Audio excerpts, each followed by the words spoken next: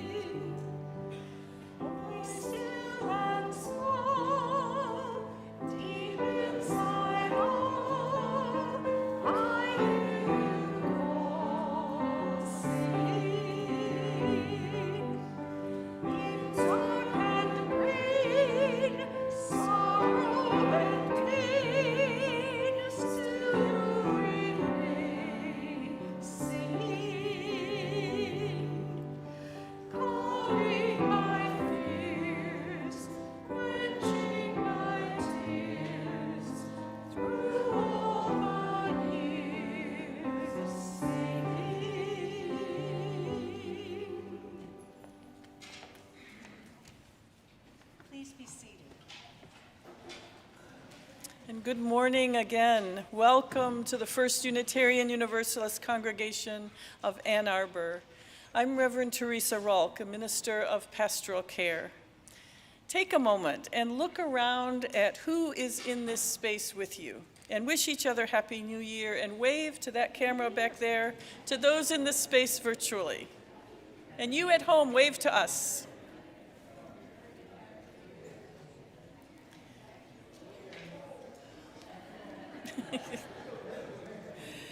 It is good to be here with you, both virtually and in person on this first Sunday of 2024. After a break for the holidays, I am very grateful to be here with you and grateful that you have chosen to be in community with us as we begin our new year in stillness, through words and story, through music and rituals. I have a logistical note to start with. During the service today, you'll need 3 pieces of paper and something to write with. If you're here in the sanctuary, you probably picked those up on the way in. But if you missed that, raise your hand and an usher will help you. If you are at home, you'll also need 3 small pieces of paper and something to hold water and something to stir that with. We're going to use those a little bit later in the service, but you might want to gather those up now. If you are new to us, perhaps searching for a spiritual home in this new year, we warmly welcome you to the community and invite you to stay for a newcomer welcome right after the service in the Redmond Room, which is just outside these double doors, up a little ways and on the left. Someone will be there to answer any questions you have and share a little bit more information about what it is we do here. If you're online, I invite you to introduce yourself in the chat so folks can welcome you. You could also take a moment to fill out the newcomer survey so we can better connect with you. That's UUAA.org/newcomer survey. And speaking of newcomers, I have the honor to introduce the new acting coordinator of the membership journey, Reverend Mandy Beal. We learned last October, 1 second for the applause. We learned last October that Mandy had accepted the staff position and would start on January 2nd. And it's January. So now, Mandy, applause.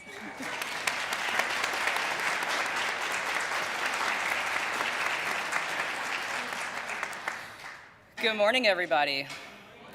Thank you so much for that warm welcome. So I am here to say you're doing a great job of welcoming people, and also to support you in welcoming more people. My portfolio includes welcome, membership, and also communications. I'm excited to dig into what all that means with you over the coming months, coming years, but I will say, we need greeters now, I'm told, so please sign up to be a greeter, to be an usher. There's ways to sign up in the fellowship hall. What's better to go with a cup of coffee than a little bit of service to your beloved community, so thank you for considering doing that.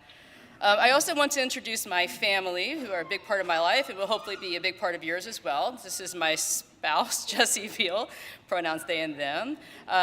Jesse's the director of the Spectrum Center at the University of Michigan and is also a doctoral student at Michigan State, which leaves us solidly agnostic on questions of football. And also Bowen, who is a high school senior. Our son Bowen, he, him, and our son Micah, our baby Micah, he, him, who's 7 months old, and whose hobbies include making loud dolphin sounds. So Micah is, we're in the adoption process with Micah, so he's currently in foster care and therefore is off camera, so I'm sorry for those of you who are watching remotely, but those of you who are here, he's available for viewing now. We look forward to introducing him more fully to the congregation when the adoption finalizes, hopefully soon. Thank you all so much. I'm so excited to be here.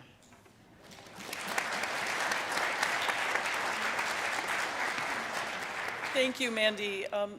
Remember, as you meet and greet Reverend Mandy after the service, this is only day 6. But I know you join me in welcoming her and the entire family to the UUA community. We are very glad you're here and very glad to start working with you.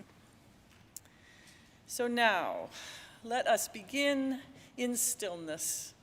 As we move deeper into that space of stillness, and as we look both to the past and the future, I offer wisdom from the Tao Te Ching, chapter 74.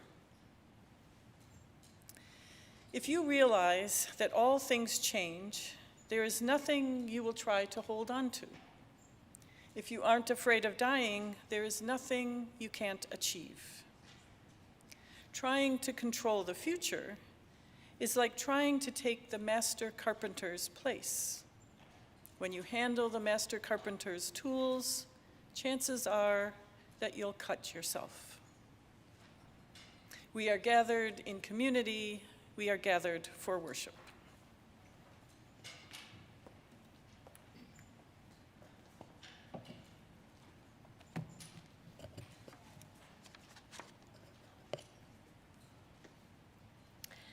After a gray, rainy, and unseasonably warm week surrounding the Christmas holiday, the weather outside finally looks and feels like winter.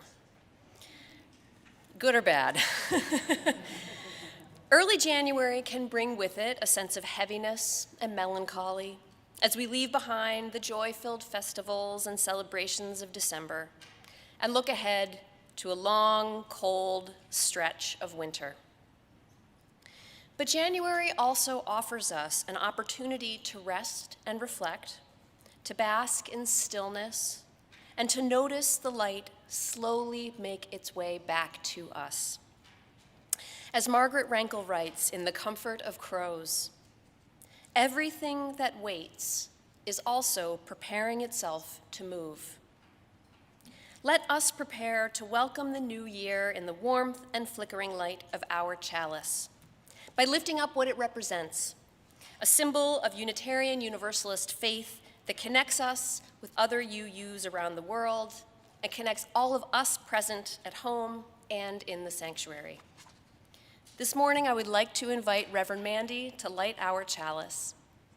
If you're worshiping from home and you have a chalice of your own, light it with us and share in the chat where your own flame is flickering as we recite these familiar words. Together, let us say, we light this chalice for the light of truth.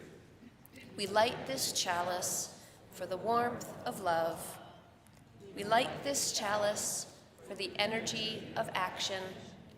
We light this chalice for the harmony of peace. Thank you, Mandy. Another way that we honor our living tradition is by reciting the words of our covenant. This shared ritual that we practice week after week asks us to consider how we want to be in the world and how we want to show up for one another.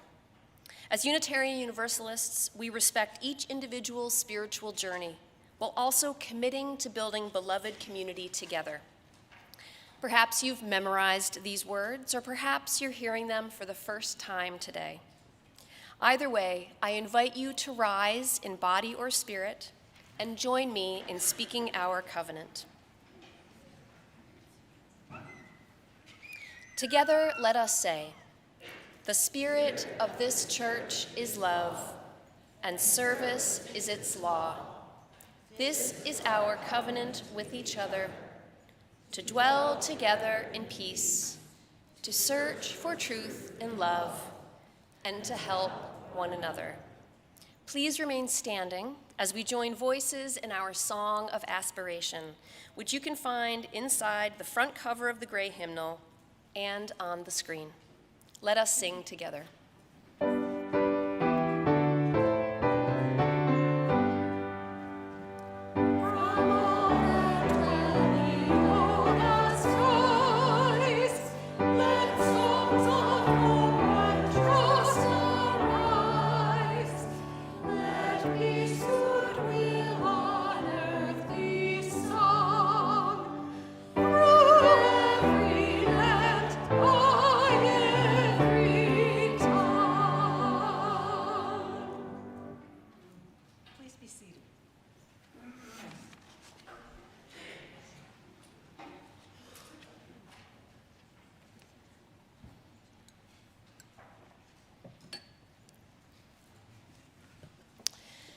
When I was in elementary school, our whole class did a unit on endangered species.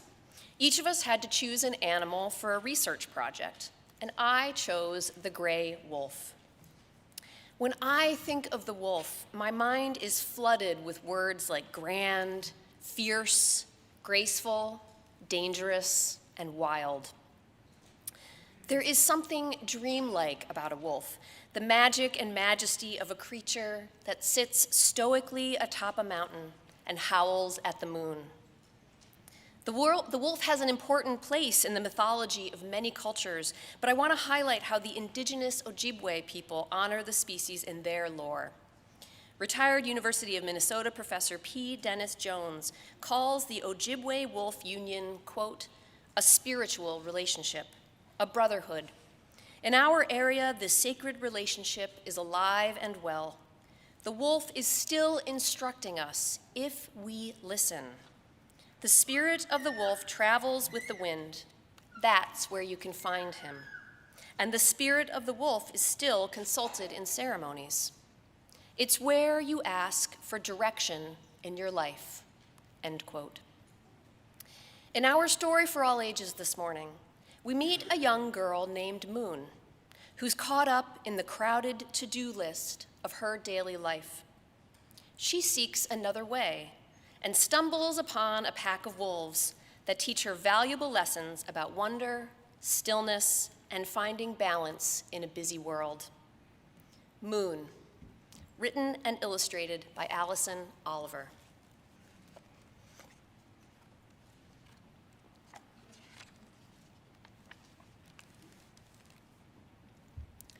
Every day, Moon walked home from school and thought about the day. There was always a lot to do, stuff to do, homework, clean my room, soccer practice, trumpet lesson, math tutor, stuff and more stuff, blah, blah, blah. Moon always did it all, but she wondered what it would be like not to. What would it feel like to be free, to run, to yell, to be wild? Can you learn to be wild? Moon couldn't find the answer anywhere. That night, Moon saw a shooting star zip by. She went outside to watch for more. What she found was different. Paw prints. Strange, exciting, wild. There, in the garden, a beautiful, furry creature stared back at her. A wolf. Wolf offered Moon a ride. In a flash, they were off to the edge of the great forest. The forest opened to a clearing. Wolf's pack gathered to welcome Moon. She asked them to show her the wolfy ways. How to pounce. How to play. How to howl. How to be still. How to listen and feel. The breeze blew through Moon's hair. The chirping of the insects seemed to grow quiet. The ocean of stars felt not so far away. The forest exhaled, and so did Moon. It was wild. Moon was happy. Then she heard a howl, the familiar voice of her mother. Moon knew she had to go home. But she wasn't the same Moon anymore. The next day, Moon walked to school. And she took her wolfy ways with her.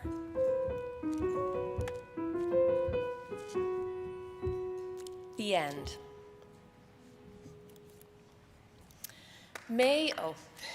Thank you. May we all learn the lessons of Moon. May we find stillness. May we connect with our true selves. And may we embrace our inner wild. And now is the time in our service when we sing our children and youth to their programs. Please follow your teachers out of the sanctuary to your gathering spaces, remembering to walk and not run as the congregation sings with love and affection.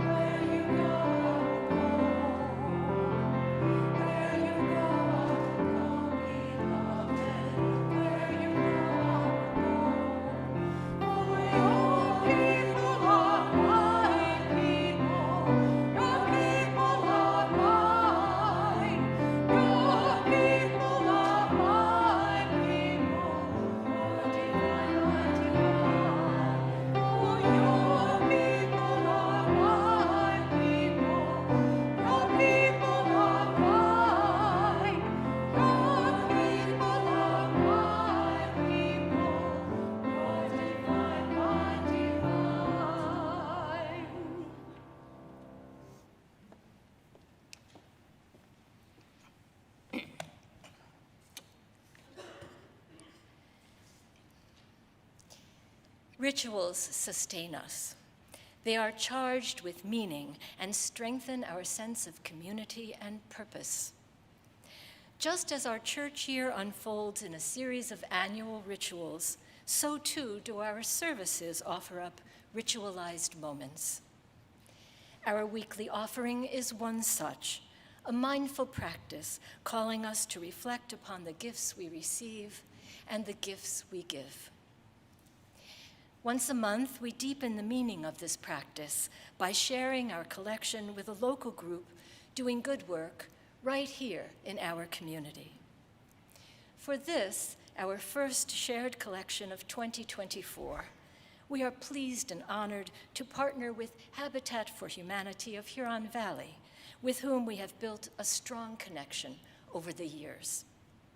Indeed, in 2024, our Vision 2050 groups are prioritizing housing and shelter as a collective theme and working directly with Habitat in support of our shared vision. Here to tell us more about this vital work is Leah Tessman, Habitat of Huron Valley's Director of Grants, Corporate, and Faith Giving. Please welcome her warmly into our pulpit.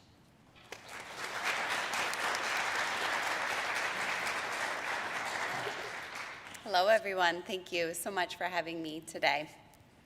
For more than 30 years, our local Habitat affiliate has been a catalyst for stabilizing homes, families, and communities in Washtenaw County by providing more than just our signature homeownership program. We work to create and sustain affordable homeownership for low to mid-income families that strengthen neighborhoods through new builds and also home repairs for existing homeowners. Our programs impact communities of color and help generations to come. We improve home values, help create generational wealth, and improve the health and safety for aging residents of low income. Home ownership provides stable environments to grow in and generational wealth to pass on. Historically, structural and institutional obstacles faced by people of color have compounded over time to produce housing inequities. These obstacles have prevented access to home ownership and wealth building, particularly for people of Black and Hispanic communities. Lack of access to credit, lack of wealth, zoning laws, and inventory limits for Black and Hispanic homebuyers have dramatically impacted their access to homes. Minority homebuyers are more likely to use debt to finance their home purchase, therefore experiencing higher loan costs than those of their white counterparts. Despite the passage of laws aimed to reduce discrimination in private lending, the racial gaps in loan denial remain obvious. According to Habitat International, Black and Hispanic borrowers have a higher probability of being denied a conventional loan or will receive a higher interest rate mortgage compared to those of their white counterparts. So we at Habitat are responding to this racial inequity in housing by serving a diverse base of homeowners. We provide more equitable access to housing for those who are unable to secure traditional loans. We provide this at low-cost, affordable rates. In the last year, over 60% of our homeowners that we served here locally in Washtenaw County identified as persons or people of color. Our Habitat homeownership program has created more than 275 new units of homeownership in Washtenaw County.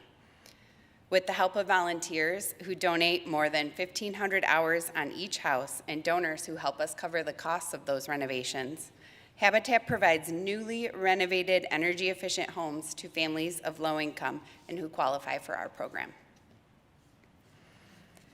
Each home buyer has to provide more than 100 hours of sweat equity, which they come and work with us on our work sites, take financial education classes, and prepare for home ownership.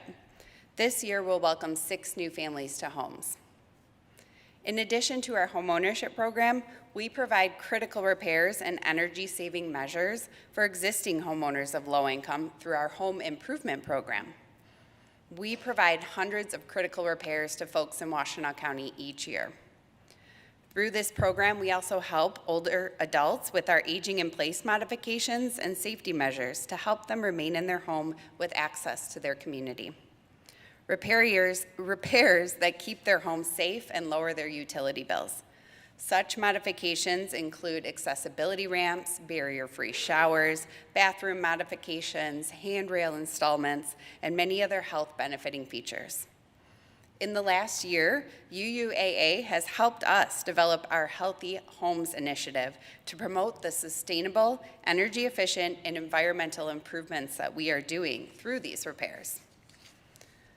Our typical healthy home improvements include furnace replacements, which reduce energy consumption, water heater replacements with Energy Star models, which greatly reduces CO poisoning within the home, adding attic insulation, which reduces energy uses, and insulating rim joists with air sealing, which will eliminate air leaks and keep that moisture out. On average, households with these improvements save an average of $250 to $400 each year in utility costs.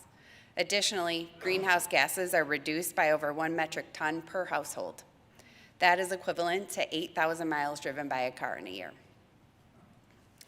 According to Habitat International, households with low income who have more affordable and safe housing is also associated with 18% fewer emergency department visits and a dramatic decrease in their healthcare expenditures. So not only are these improvements improving the environment, but they're also ensuring that these homes and these individuals can maintain their health as well. Over the last 12 years, Habitat has provided various assistance to more than 9,000 households in Washtenaw County. We know that strong neighborhoods form the foundation that lift the entire community. Habitat focuses on the areas where we can have the greatest impact through our community development program. We work in partner neighborhoods in Ypsilanti, like Galt Village, Sugarbrook, and West Willow, to provide support for these communities. We do this by providing neighborhood beautification days, neighborhood association meetings, watch meetings, and other community resource events. UUAA members have contributed with funds and volunteerism for many years and have served for the foundation of our success. Because of you, our impact is visible in the revitalized neighborhoods, families achieving financial stability and passing on that generational wealth, and children who are achieving more in school and in life. We are beyond grateful for UUAA's continued support in helping us build the future of our communities year after year. So thank you.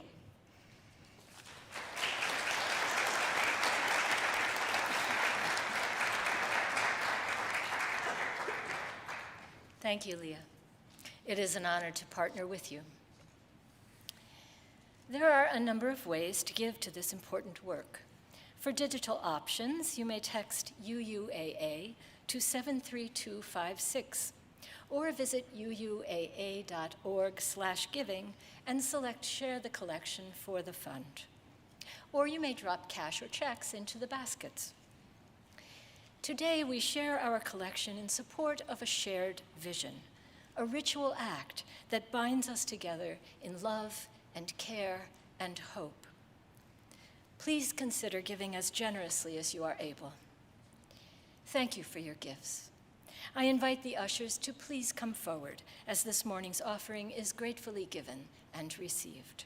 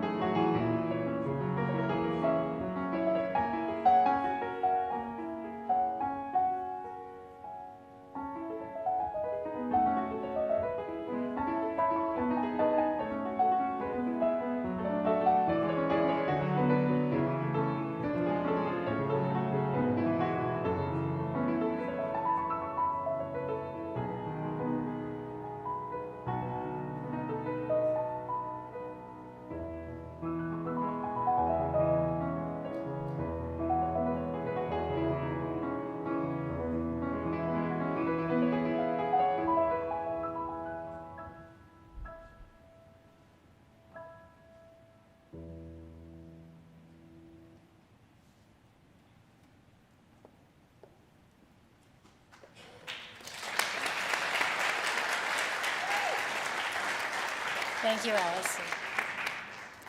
As the ushers come forward, I invite you to rise in body or in spirit as you are comfortably able. And let us speak with intention as we say together our words of dedication.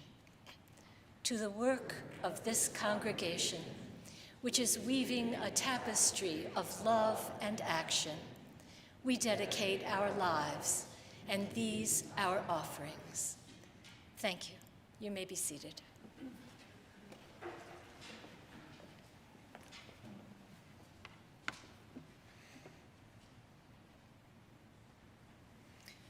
Stillness can be a source of strength.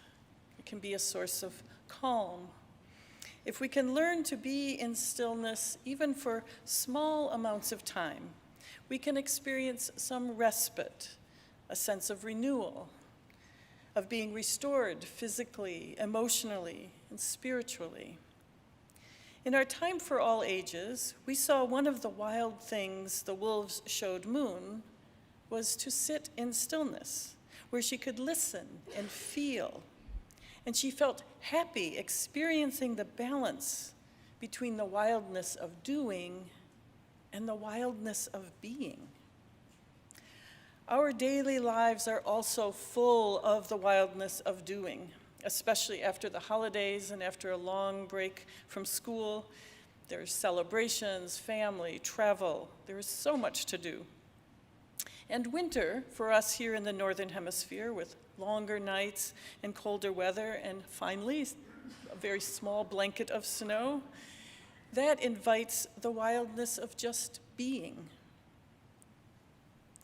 As a way to focus on the transition to a new year, we'll engage in 3 rituals, each allowing us some moments of quiet for reflection as we let go of the past, and then consider a focus and a guiding word for the coming year for ourselves. And finally, acknowledging the community of which we are a part by offering each other blessings and words of hope. As a way to center and begin this time, let us remain seated and sing the first verse of hymn 352, Find a Stillness. We'll return to this song again, and the song is a prayerful invitation to find the stillness, hold it, and let it carry you.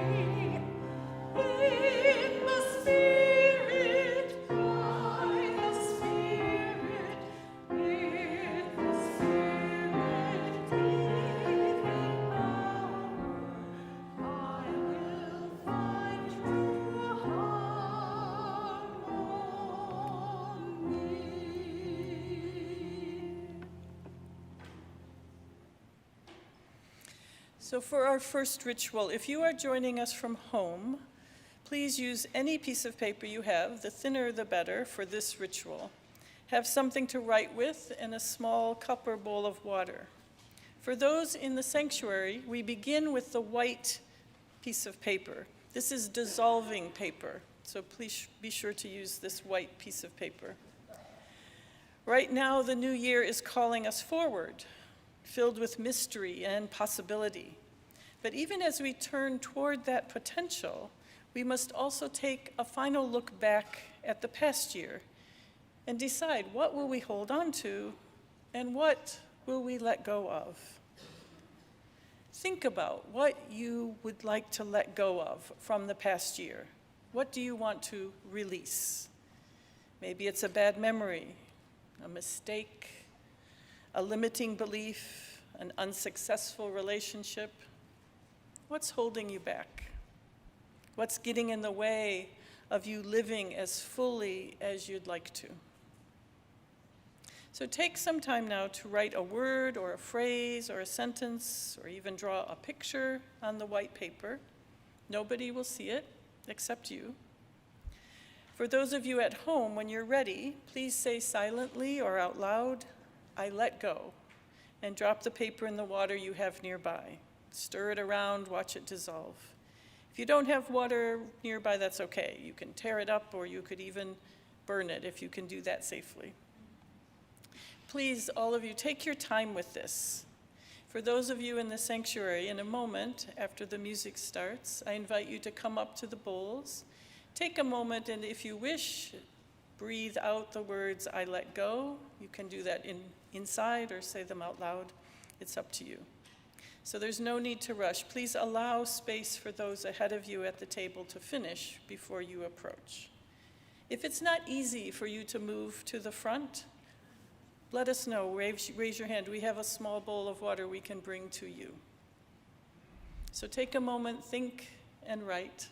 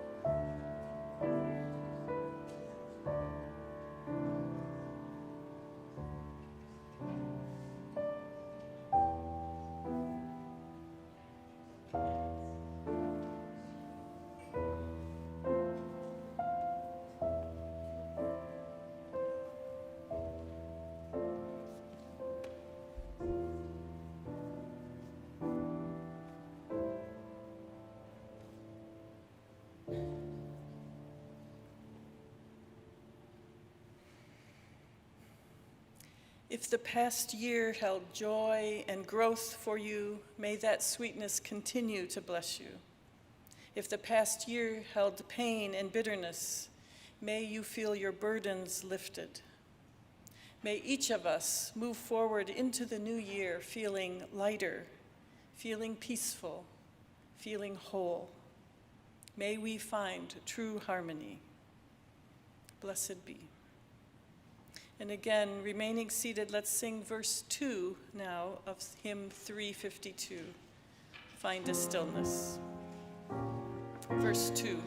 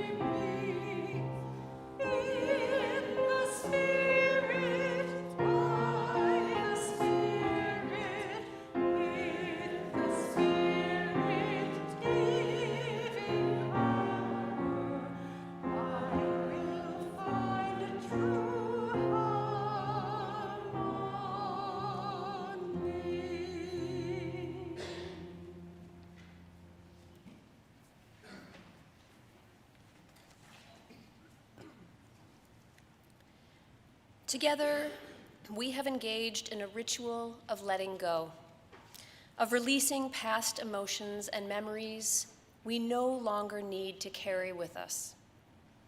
The hymn's second verse invites us to find and hold the essence and let that carry us. The beginning of a new year is often a time of intentional reflection on what lies ahead and what is essential to us. I invite you to consider a word or two that might serve as a guide for the coming year. One that you might read or recall or speak aloud every day. A word that can give focus and purpose. A word that can carry us through the year. A word you find essential. We are intentionally not making a New Year's resolution, the kind of self-improvement goal we often set up for ourselves with unrealistic expectations that end up abandoned within weeks or months or even minutes. Let what you write today be something that helps set the course for the year ahead. For those here in the sanctuary, use one of the remaining pieces of paper. For those at home, again, any piece of paper will do. Perhaps, like me, your mind is conjuring many words that seem essential in this moment. And if that is happening to you right now, it's okay. Just pick one or two that might feel meaningful, or just spend some time in contemplation of each word and see what rises to the surface. Some people, when asked to do this, find it impossible to think of anything in the moment. That's okay too. Spend this time in contemplation and see what arises for you. My guiding words for the year are wolf and moon. There are no right or wrong answers. If you can, write a single word or phrase now, and if you simply cannot, then I invite you to still consider doing it later today or this week. Let us take some time together now to be still, to reflect, and find our word of the year.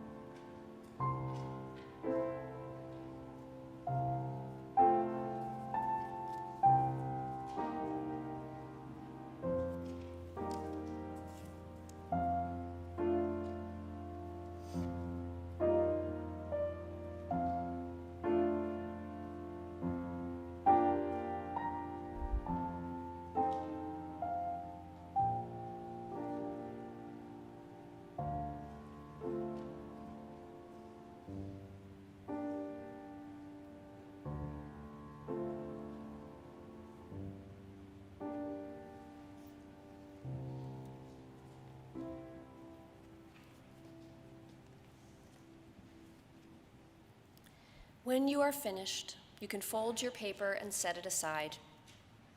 You may want to share your word with someone during the social hour. Consider posting the word somewhere at home where you will see it every day. May you find strength to live into the essence of the word you have chosen. May you move into the new year with a renewed sense of focus. May we find true harmony. Blessed be. And now, remaining seated, will you sing again verse 1 of hymn 352?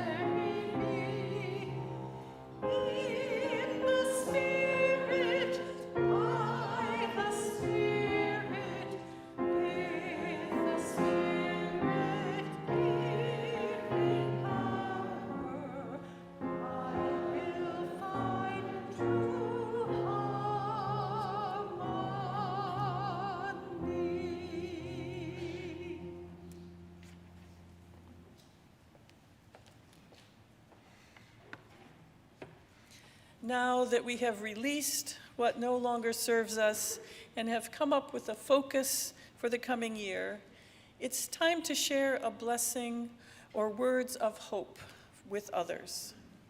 While the first ritual was private with no one seeing what you wrote but yourself, this final ritual is just the opposite. You will write something specifically for someone else to see and read. For those here in the sanctuary, please use your remaining piece of paper for this. And at home, again, you can use any piece of paper you have. What blessing would you like to give someone else for the coming year? What are words that might inspire, or sustain, or give them hope in 2024? When I think of a blessing, I often begin with the phrase, may you. May you be, do, or have something. May you be healthy. This is just a suggestion if you're not sure how to start. So let's take some moments now, write some words of hope for each other.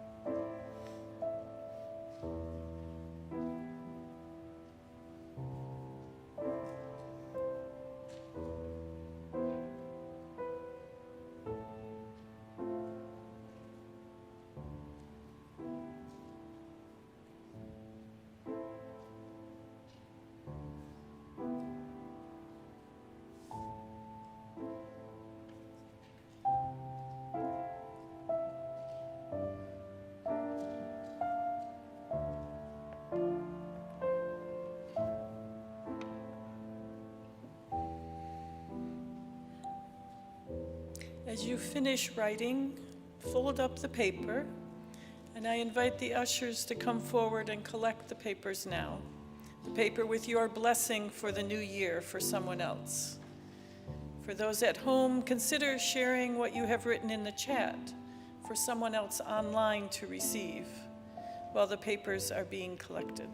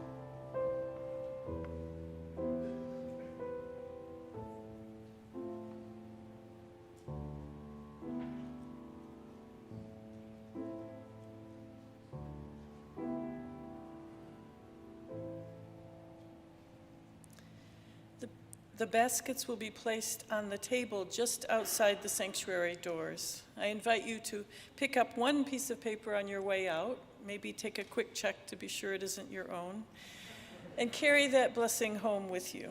If you are watching online, you can give your paper to someone else in your household or perhaps to the next visitor that you have. May our deepest aspirations for our siblings in faith be realized in the new year. May we find true harmony. Blessed be. Our benediction. A benediction literally means good words. We use benedictions as a way to close our time together and send us off with good words, words of hope or peace that will be with us for the rest of the day and the rest of the week.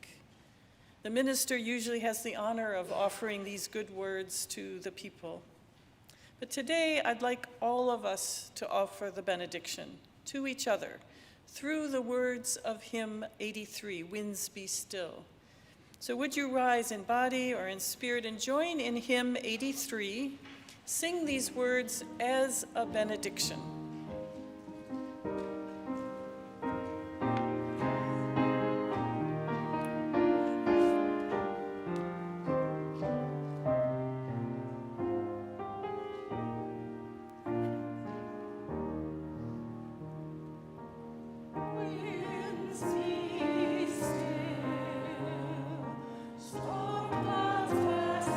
Silence comes, peace, grace,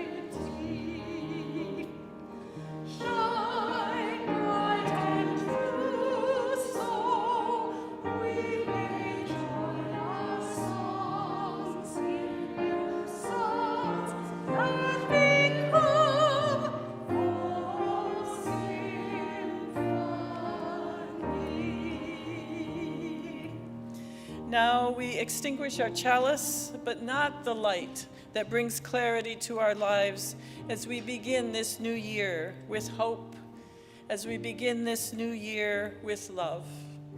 Go in peace, dear ones. Amen, and blessed be.